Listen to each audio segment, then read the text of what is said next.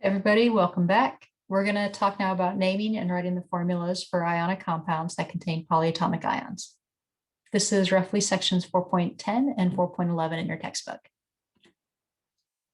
So first thing, a polyatomic ion. A polyatomic ion is an ion formed from a group of atoms through the loss or gain of electrons. Polyatomic ions themselves are covalent compounds that have gained or lost electrons, and that covalent compound as a unit acts as an ion in an ionic compound. So polyatomic ions are stable and they maintain their identities during chemical reactions. So what this means is that a polyatomic ion, when it's in a chemical reaction, is going to stay stuck together as an ion instead of like splitting apart. Polyatomic ions also have set charges. And so when they're in ionic compounds, kind of like a type 1 metal, we always know what their charge is going to be. And we'll use that when naming ionic compounds with polyatomic ions, because the polyatomic ion part is always going to have a specific charge. We'll be able to figure out the charge of the other part of the ionic compound. So some examples of compounds that contain polyatomic ions, we have sodium hydroxide. In sodium hydroxide, this OH group right here is the hydroxide polyatomic ion. It's an O and an H, two nonmetals covalently bonded together. We'll talk about covalent bonds in chapter 5, but covalent bonds are formed between nonmetals. So it's two nonmetals covalently bonded together that collectively as an ion have a charge of 1-. And so one hydroxide polyatomic ion will bond with one sodium, because sodium, when it forms an ion, forms a charge of +1. And then collectively, the ionic compound has an overall charge of 0. -1 from the hydroxide polyatomic anion, and +1 from the sodium add up to 0 overall. Another example is the ionic compound formed between magnesium and the polyatomic ion nitrate. We call this magnesium nitrate, and the nitrate polyatomic ion always has a charge of 1-. Magnesium is a type 1 metal that always has a charge of 2+.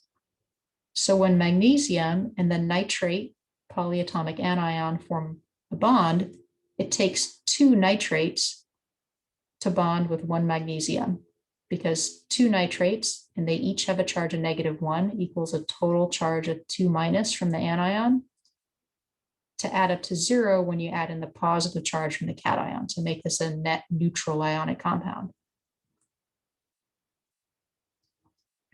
Another example below, we have the ionic compound ammonium sulfate, where we have the ammonium polyatomic ion. It has a charge of 1+, bonding with another polyatomic ion, this one an anion called sulfate, and sulfate has a charge of 2-. And so when sulfate and ammonium bond together, the ionic compound overall has to have a charge of 0. So when the cation, the ammonium, comes together with the anion, the sulfate, it's going to take two of these +1 cations to balance out the -2 charge from the anion to get a net neutral compound, which we then call ammonium for the ammonium polyatomic ion and sulfate for the sulfate polyatomic ion.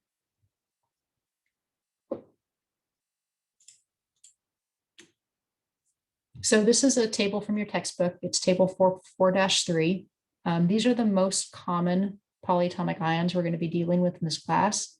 I would highly recommend you commit these ones to memory. This is a great opportunity to make note cards to help yourself remember them. On one side of the note card, put the name, and on the other side, put the formula and the charge. And then it'll be a lot faster when you go to name compounds and convert between formulas and names if you have the names and the formulas of the most common polyatomic ions memorized. You'll get a lot of practice using these in worksheet 2, in the homework for chapter 4, and then in the additional practice problems in the textbook. You're also welcome to print out the polyatomic ion handout that I posted on Canvas. This also has a list of common ions and is something that you're welcome to have out in front of you when you're taking quizzes and exams. It'll count as part of your notes if you choose to print something like that out, or if you choose to make your own note sheet or note cards. But again, we're going to be using these ones over and over and over again. So they're ones that you're going to do better on exams if you commit them to memory, because you'll be able to answer the questions faster without having to look them up. So when we write formulas for ionic compounds that have polyatomic ions, the general rules for writing chemical formulas for ionic compounds are still followed. So the ionic compound always has to be neutral overall, and we combine the ions in a ratio which results in a net neutral compound. So let's do some examples. We always write the cation first and then the anion second. So if we wanted to write the formula for potassium sulfate, we write the cation first. In this case, it's potassium. It's a metal. Metals form cations, so we're going to write K first. And potassium has a charge of 1+. It's a type 1 metal, which always has a charge of 1+. And then our anion here is sulfate. Sulfate is a polyatomic ion.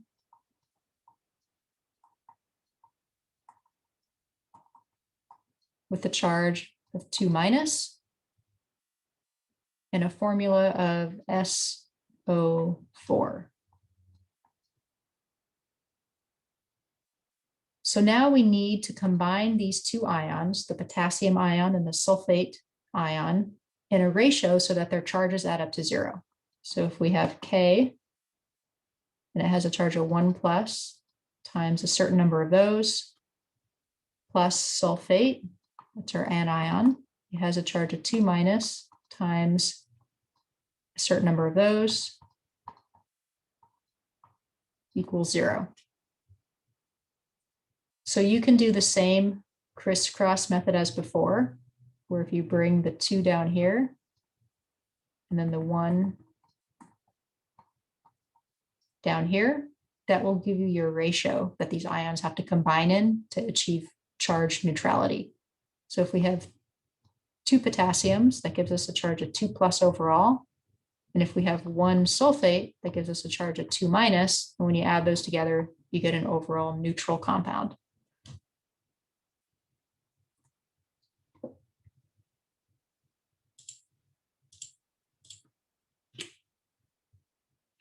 Let's do another one. Let's write the formula for the ionic compound formed between beryllium and phosphate. So beryllium is our metal cation.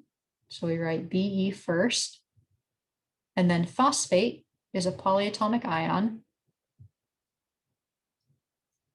It has the formula PO4 with a charge of 3-.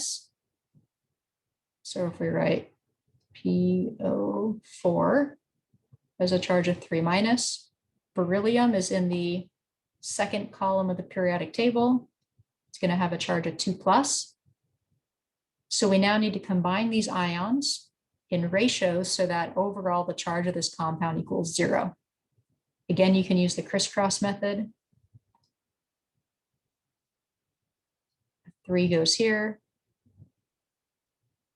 and a 2 goes here. And I always like to check my math to make sure that taking that shortcut of the crisscross method works out okay. So beryllium has a charge of 2+, and we said we were going to need 3 of those. So that gives us an overall charge of 6+ from the 3 beryllium atoms, or 3 beryllium ions. And then phosphate has a charge of 3-, and we said we needed 2 of those, equals 6-, and those add up to 0. So overall, our formula, we don't include charges. We don't include the arrows, of course. Overall, our formula ends up being Be3PO42. But now this looks kind of weird, right? You have PO4 and then a 2 next to it. It kind of looks like PO42, which is incorrect. So to make sure that we know that the 2 applies to each phosphate, we put parentheses around phosphate and then the 2 outside those parentheses. And so if you have more than one polyatomic ion to get your formula to work out to being charge neutral, you put parentheses around the polyatomic ion and then put the number of those polyatomic ions needed outside the parentheses as a subscript.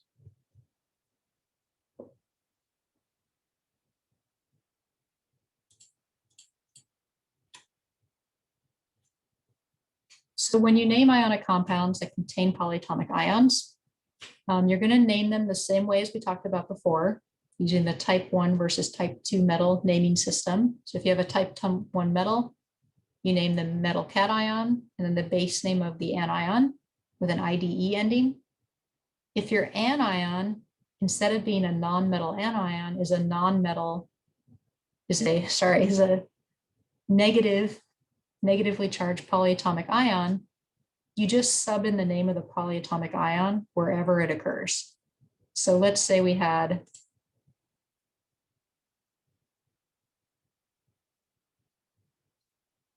NaNO3. Sodium is a type 1 metal, so we're going to follow this naming convention for type 1 metals. So the name of our cation is sodium. And then our anion in this case is a polyatomic anion. So instead of including the base name of the anion with an IDE ending, you just include the name of the polyatomic ion. So this equals nitrate. So we just name this sodium nitrate. You don't have to change the ending of the polyatomic ion name to IDE. You just name the actual polyatomic ion, sodium with the polyatomic ion nitrate.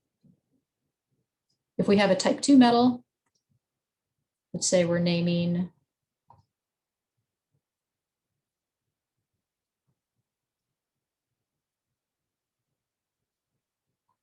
this compound. Iron is a type 2 metal. So we're going to include the name of the cation, which is iron.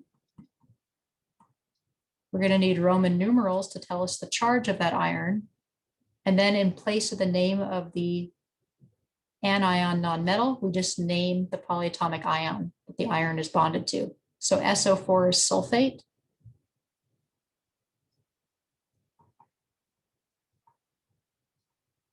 So we name it iron with the Roman numeral, which we'll figure out in just a minute, with sulfate in place of the anion. So now to figure out the charge of this iron, sulfate has a charge of 2-, and we have 1 sulfate polyatomic ion in the formula. We have 1 iron, so that means the iron, if the sulfate equals 2-, that means the iron must be 2+. So we have iron 2 sulfate.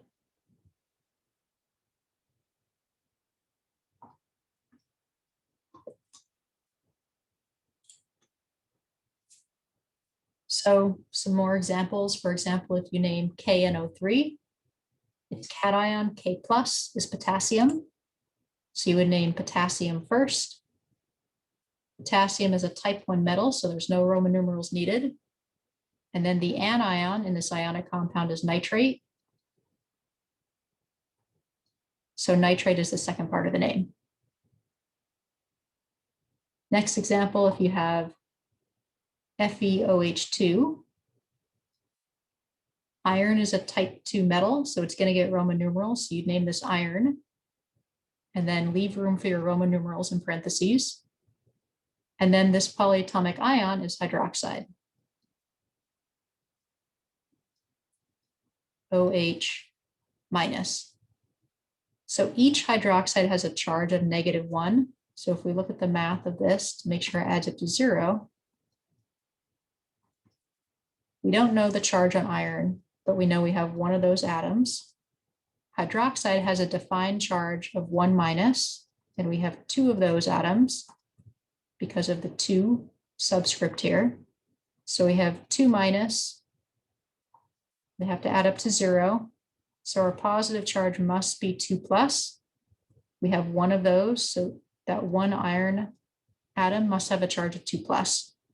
So the name ends up being iron 2 hydroxide. Another example, Our cation is a polyatomic cation, ammonium, and our anion is also a polyatomic ion. This is still an ionic compound because it's a compound formed between a cation and an anion. To name this, there's no metal, so you don't have to name a metal. You just include the name of the polyatomic cation, ammonium, followed by the name of the polyatomic anion, nitrate. We don't have to include any Roman numerals because we know polyatomic ions always have a set charge. Ammonium is always 1+, and nitrate is always 1-.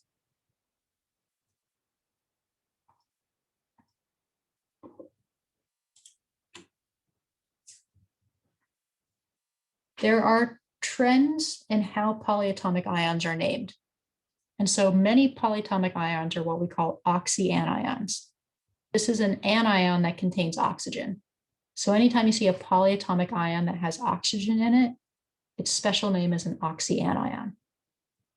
If we have two oxyanions that are the same, except for the number of oxygen atoms, the one with fewer oxygen atoms has the ending -ite, and the one that has more oxygen atoms has the ending -ate.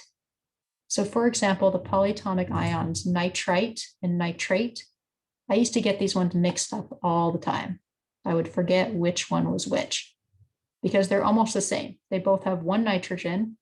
They both have a charge of -1. Write that a little bit bigger. 1-, 1-. So they have almost the same formula. They both have nitrogen in them. They both have some oxygen, and they both have the same charge. The only thing that's different between them is the number of oxygens.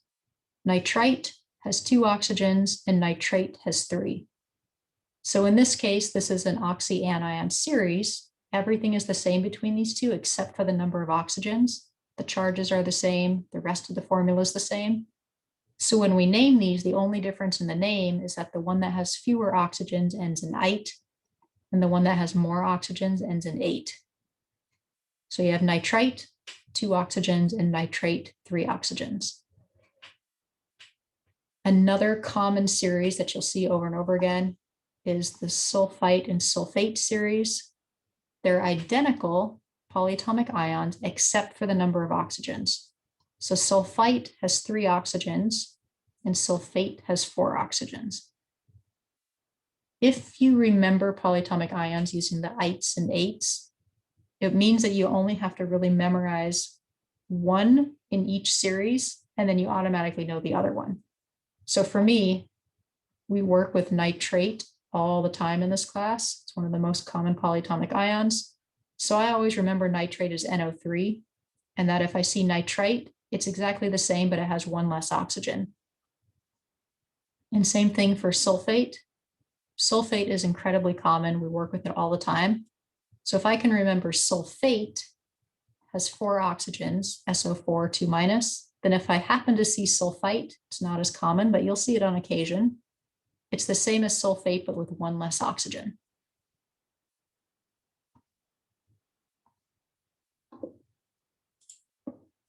Continuing on that line of thought, some oxyanion series have more than just 2 in the series. Like nitrate and nitrite, there's only 2 polyatomic ions. And sulfate and sulfite, there's only 2 polyatomic ions. So they just get the ite and the ate endings. But some oxyanions have 3 or 4 in the series. And so we add additional parts to the main part of the anion name to denote the number of oxygens. So for example, the chlorite series has 4 different polyatomic ions that are the same except for the number of oxygens. So if we look at this series of oxyanions, we have the first one in the series, ClO, and they all have charges of 1-. And then the next one in the series is ClO2, still a charge of 1-. Then ClO3, still a charge of 1-, and ClO4. So the only difference in each of these polyatomic ions is the number of oxygens. And so when naming these larger series, we add in the naming conventions hypo and per. So hypo means less. And so hypochlorite is chlorite with one less oxygen. So chlorite is ClO2 minus. Hypochlorite is ClO minus. It's exactly the same, except for it only has one oxygen instead of two. And per means more. And so perchlorate is the same as chlorate, but with one more oxygen. So chlorate is ClO3 minus, and perchlorate means it has chlorate with an extra oxygen, ClO4 minus. We'll see some of these in Chem 305. If you're going on to Chem 400 or taking any other future chemistry classes, you'll see especially the chlorite series and like the phosphite series are really common, especially in biochemistry and biology. So if you like using can remember that hypo means less and per means more, then if you remember the two middle names, chlorite and chlorate, you can figure out the more with perchlorate, and the one that has the least was hypochlorite. Or if you don't like remembering what the names mean, you can always make flashcards and memorize them. But this works for all of the oxyanions. So even an oxyanion that you don't have memorized, if you see hypo in front of it, you know that it has fewer oxygens. Or if you see per in front of it, you know that it has more oxygens. Okay, let's do a couple concept checks. So first off, what is a polyatomic ion? An ion formed by a group of positive and negative ions. An ion formed by a group of atoms held together by covalent bonds and is positively or negatively charged. An ion formed by a group of positive and negative ions held together by covalent bonds, or all of these.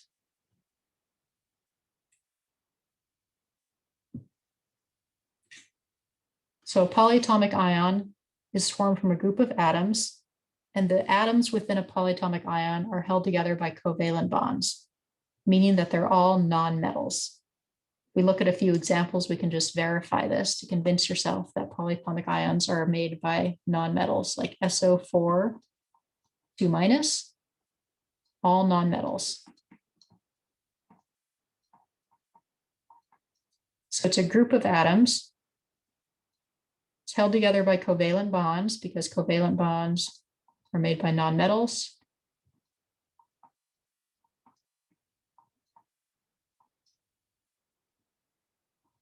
And it's an ion because it has a set charge. So it's an ion formed from a group of atoms held together by covalent bonds, and it can be positively or negatively charged.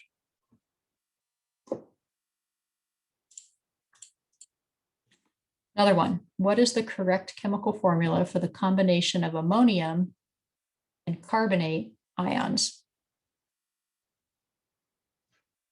So in this case, you're given the two polyatomic ions that are going to come together and make an ionic compound. So in what ratio do these ions need to combine to form a net neutral ionic compound?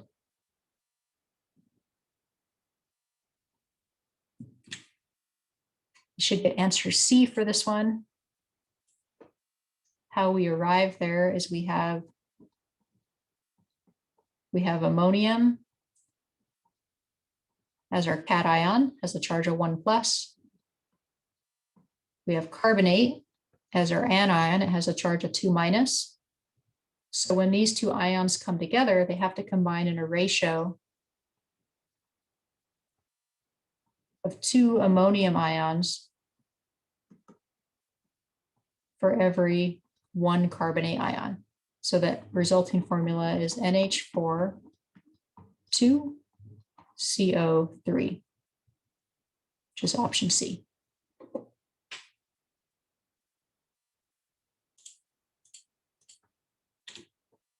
Okay.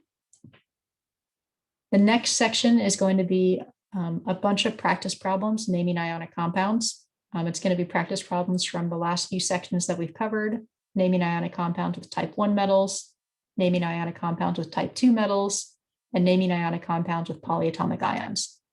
So we'll do that one next, and it's going to be, again, just be a bunch of practice going from formula to name, as well as going from the name to the formula for ionic compounds. Thanks for listening. I'll see you next time.